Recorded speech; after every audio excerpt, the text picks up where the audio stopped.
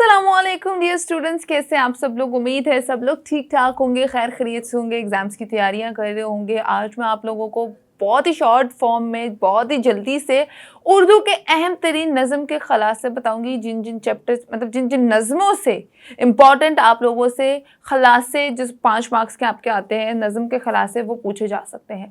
तो ये तमाम तर पंजाब बोर्ड के स्टूडेंट्स के लिए है। 5 बताऊंगी, 5 कर लेंगे तो इंशाल्लाह इसमें से एक अदर लाजमी आ जाएगा। यही 5 कर लें आपके लिए बहुत होगा, यकीन करें बहुत होगा। इसके अलावा आपको कुछ करने की ज़रूरत नहीं पड़ेगी, यही नज़मों के खलासे करें और आपकी तैयारी हो जाएगी। व्हेन आई सेड ना कि आपको इसके अलावा कुछ नहीं करना पड़ेगा, तो फिर इसका यही मतलब होता है आपको वाकई इसके अलावा कुछ और नहीं करना पड़ेगा। और जब मैं कहती हूँ ना कि आप इसके अलावा भी बहुत सारी और चीज़ें भी देखें, तो फिर आप लोग उसको भी देख लिया करें। मैं हमेशा कैटेगराइज करके बताती हूँ कि इसमें से 80% आ सकता है, 70% आ सकता है, 100% आ सकता है, मगर इंशाल्लाह जो नज़में मैं आपको बता रही हूँ उनका खलासा 100% ही आएगा। यही 5 आप लोग कर लीजिएगा तो आपको कुछ और ज़्यादा करने की ज़रूरत नहीं पड़ेगी।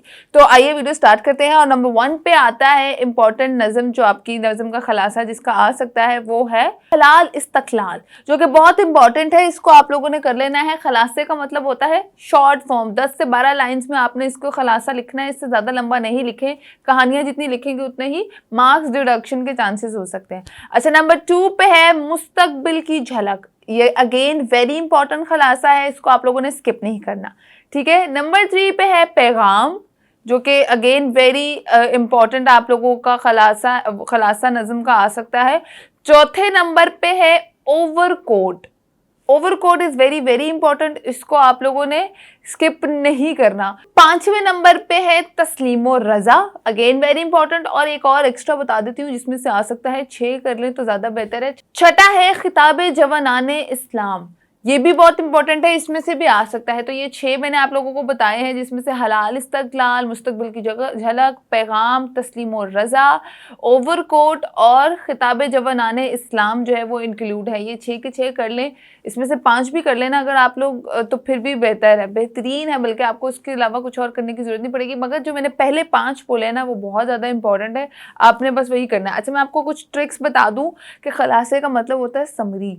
खलासे का मतलब ये नहीं होता कि हमने कहानियाँ गाड़नी है। यकीन करें, आपको बस नाम आना चाहिए कि ये आखिर किस नज़म से आया है, आपको उसके शायर का नाम आना चाहिए, थोड़ा सा हवाला देना आना चाहिए, और उसके बाद आपने सिर्फ और सिर्फ 10 से 12 लाइन्स लिखनी, इससे ज़्यादा कहानियाँ नहीं डालनी। टाइम भी बचाना है, उर्दू का पेपर लेंथी होता है, तो उर्दू के पेपर में टाइम मैनेजमेंट बहुत अच्छे तरीके से करनी है। और मुझे भी दुआओं में याद रखें, मैं आप लोगों के लिए भी दुआ करती हूँ। अल्लाह ताला तमाम तरह 11th क्लास के स्टूडेंट्स को कामयाब करे, अच्छे आप लोगों के मार्क्स आए, सेकेंड ईयर में भी आए, आगे आपके फ्यूचर भी अच्छा हो, यूनिवर्सिटीज़ में भी अच्छा एडमिशन हो। मुझे फिलहाल के लिए इजाज़त, अल्लाह निगहबान, अल्लाह हाफ़िज़। अपना बहुत सारा ख्याल रखिएगा।